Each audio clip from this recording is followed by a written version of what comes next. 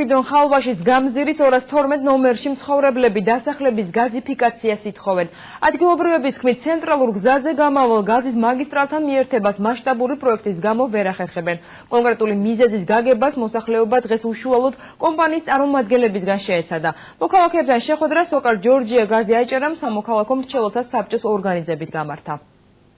გოგიაშვილების 6-სულიანი ოჯახი წლებიათ ხევად გაზს იყენებს.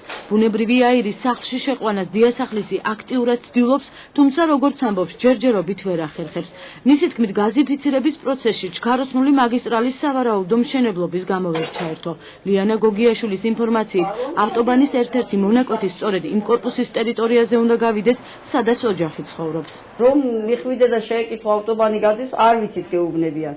რომ მიხვალ და მოთხოვან გაზს ან რამე სახურავის გადახურვას ან კანალიზაციას აღებაში ხართ. ვერ გავიგეთ და გვაბნიეს ეს ხალხი. მეტი ხარჯია. სულ არ ყოფნის აგი. მთლიანი ბალონი 15 დღეს არ გიყოს იქნება. მე შეშას არ მოვიტანთ, შემოვიყვანთ გათხოვებს გავაკეთებ.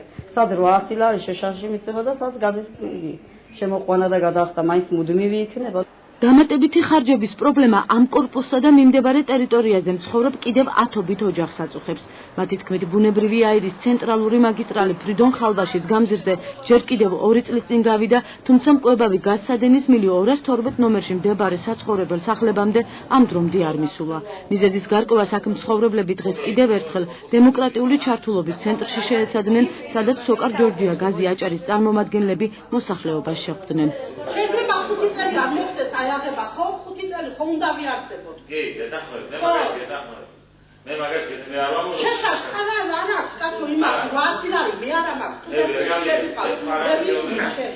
ეს ტერიტორია ექცევა თუ არა, ესე რომ თქვა აღების ტერიტორიაში, ამაზე ინფორმაცია ჩვენ ნამდვილად არ გვაქვს, გეგმაგრაფიკის მიხედვით რაც გვაქვს ვახორციელებთ სამუშაოს და მინდა გითხრათ, რომ ამ გეგმაგრაფიკის მიხედვით ამ კონკრეტულად ამ უბანის გაზიფიკაციას საოცრად მოხდება. თუ მოხდება მისი აღება შესაბამისად მასში გაზიფიკაციის პროცესის განხორციელებას აზრით არის. კომპანიაში, რომელიც რეგიონის გაზიფიცირებას ახდენს, აცხადებენ, რომ ამ ეტაპზე სამუშაოები ძირითადად ბათუმის ტერიტორიაზე მიმდინარეობს. სოკარ ჯორჯია გაზი აჭარას მთავარი ინჟინრის განცხადებით, პროექტის მიხედვით ქალაქის მოსახლეობა ბუნებრივი აირით მიმდინარე წლის ბოლოს მომარაგდება.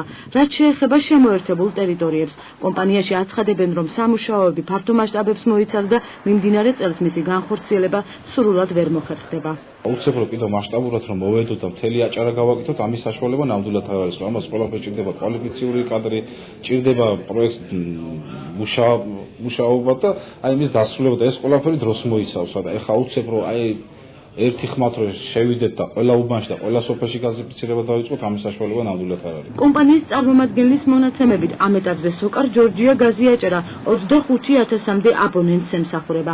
მათი ვარაუდით წლის ბოლომდე აღნიშნული მონაცემები კიდევ 5,000-ით გაიზრდება.